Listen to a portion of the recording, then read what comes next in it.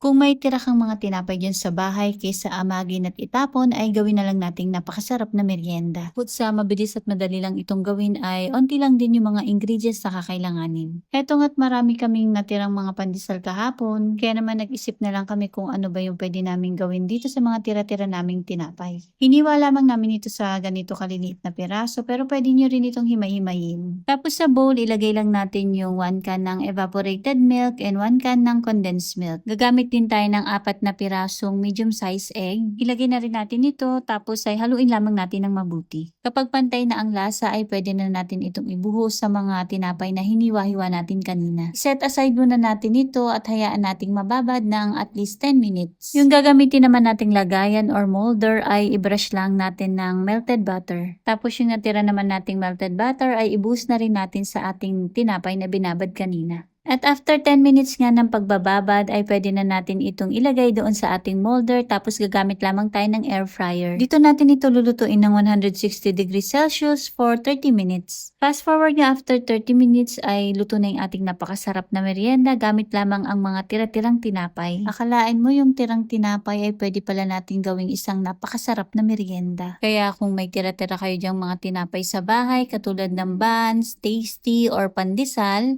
i-try nyo na rin tong recipe na to. Siguradong magugustuhan din ito ng mga bata. Yung dalawa nga naming chikiting ay binaon pa ito sa school. Ang pinaka nagustuhan ko dito ay yung toasted siya sa ibabaw pero soft ito inside. Nako, itsura pa lang mukhang nakakatakam na. 'Di ba, chef? Wait lang, chef, may kulang pa.